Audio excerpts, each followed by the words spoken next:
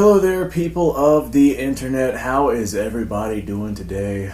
I'm doing alright, thanks for asking. I'm sure we've all noticed that recently, in the past decade or so, military surplus firearms have dramatically increased in cost to the point to where a lot of them are not even worth the price of admission. You're definitely better off getting yourself something modern production than some 80-year-old clapped ounce beat up rifle for more money than a modern production rifle would originally cost you. There's very few options on affordable military surplus firearms nowadays. However, there have been some recent importations by various different companies from importing from various different countries. And as a result, the prices on various military surplus firearms has gone down. Now, in 2023, the likelihood of you finding, a sub $100 military surplus firearm is probably going to be pretty gosh darn low. However, oh boy, there's still some options out there for you. As a matter of fact, right here, this is one of those $100 or sub $100 in this case, sub $100 military surplus rifles. This particular one is a C-grade example. I cleaned it up. Whenever I get myself C-grade rifles, they tend to come in pretty dirty and in need of a little bit of work. But I did clean this up. I did do some mild restorations with this. But this right here is the result. I paid $99 for this C-grade rifle. And I tell you what, I am very pleased with it. This is one of those old school Steyr straight pull rifles. This particular one is an 8890, and it is chambered in the original 8x50 cartridge. So for under $100 to get myself a rifle that looks as good as this does and functions and is a significantly unusual piece of history. Most of your Steyr straight pull rifles are going to be chambered in 8x56 nowadays. But that's a significant piece of unusual history for under $100, and I do not feel bad about picking that up. I've also got like a bunch of different Carcano rifles that I picked up for under $100. As a matter of fact, I've made videos on those before. So if you want to go see those, then go ahead and go check out the rest of the YouTube channel, because I've made several videos on those. Now, whenever it comes to these military surplus firearms, you're not always going to be able to find the things that you want, and what a lot of people are wanting are like the really mainstream rifles, meaning Mosins, Mausers, and Enfields. Those rifles tend to be a little bit more on the expensive side only because that is what most people want. That's what most people are going after. But you still have some really good options to being able to get yourself some lesser expensive rifles out there. Actually, this is a really good example. I had this set aside. I was doing some filming with it earlier, but since it's right here, this is an M48 Yugoslavian Mauser. This is a good example of one of those mainstream rifles that people are probably going to go for. This is another C-grade. This one I have not touched. I have not even cleaned it. This wasn't dirty whenever it came in. And I don't have any 8mm Mauser ammunition here to show you guys.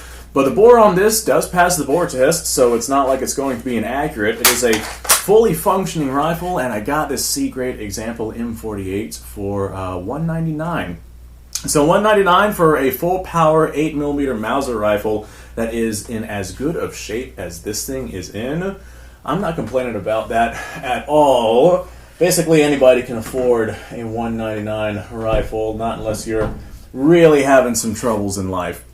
Now, if we want to step up to things that are a little bit less common, but still going to be extremely good in terms of quality, there are some really, really, really good options out there. This is one that I actually picked up. This is another C-grade example.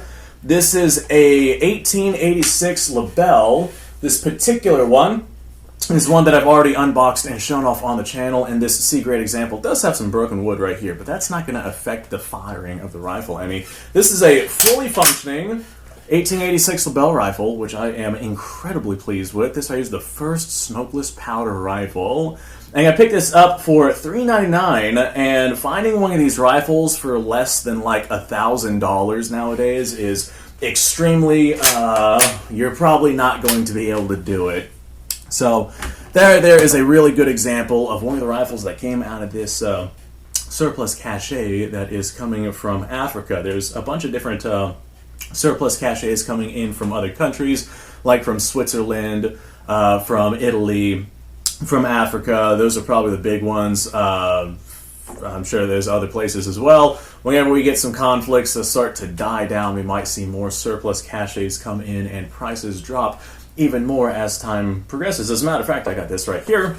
This is an example of one of the surplus Swiss rifles. This is a K31, although insert your choice of Swiss straight pull right here. I know I've got the 9611. I've played with the K11s as well. Basically a 9611, and this right here is our K31, regarded as one of the nicest straight pull rifles to exist ever. They are also incredibly accurate. As a matter of fact, I think with iron sights, these right here hold the standard or hold the world record for the longest accurate shot with this not this K31, but with this platform being K31. And I'm betting that GP11 ammunition was probably used.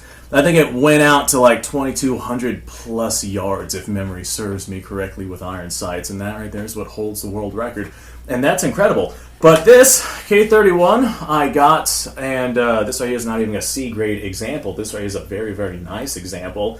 But I picked this one up for $400 in 2023, and that's just something that you see whenever importers bring in large batches of these. You see the prices on these go down, and as a result, you're able to get one for significantly less. Normally, one of these rifles will run about double that, almost $700, $800, somewhere in that ballpark. If you want to get yourself a K31, some of your previous generation Swiss straight pull rifles are going to be a little bit less expensive than that. I know I can get a 9611 for like $500 or something like that. But a K31 for under $400 is definitely something that I would consider a very, very good deal, because it is an extremely good quality rifle for not a whole lot of money. Now, there are other options out there where that $400 price point is not really something that I would lean into. For the Lebel, with how hard it is to find these rifles for under $1,000, that $400 price point, spot on, exactly what I want. Did I say $499 or $399? The Swiss K31, $399. The Lebel, $399.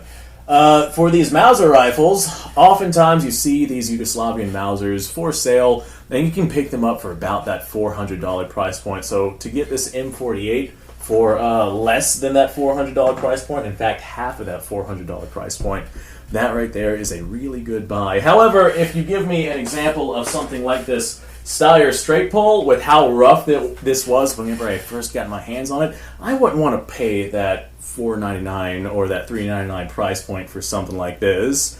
Definitely not, especially for, like I said, the condition that this thing was in whenever I had first gotten it. But you offer me one for under $100, and suddenly I'm thinking to myself, I think I might actually pick that up. I know I got a bunch of Carcano rifles in 6.5 Carcano and 7.35 Carcano that I picked up for under $100, thanks to the importations that are coming in from Italy right now. So there are military surplus firearms out there to be had at some really, really good deals. I imagine that we're probably going to see quite a few military surplus handguns come into the market, especially with the United States adopting their new handgun, the M17, I think is the designation. I'm sure that we're going to see a lot of M9 surplus come onto the market as the M17 begins to take over. So who knows what's going to happen with that. But I do know that the rifles, there are still surplus deals to be had out there. They might not be the mainstream things that people are wanting, but they are still out there, and you can find some pretty gosh darn reasonable prices for some of these military surplus firearms. So all that being said, I think I've shown off everything that I have surrounding me right here, so I'm just going to end this video. Thanks for watching, folks. I appreciate your time. Like, subscribe, share. Description below is a link to all sorts of stuff. Go check it out. You guys go off, have yourself a fantastic day, and I will see you guys in the next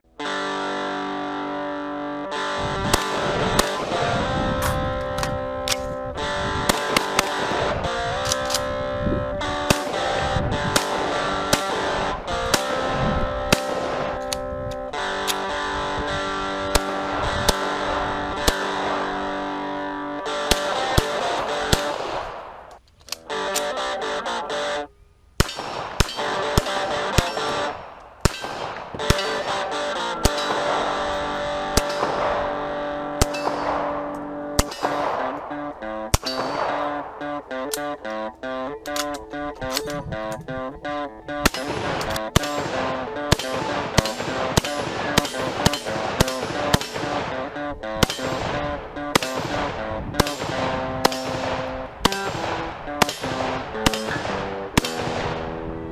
a little while since I've done this.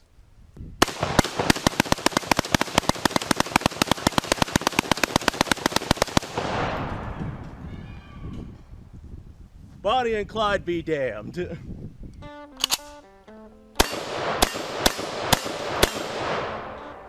Poor man's Garen.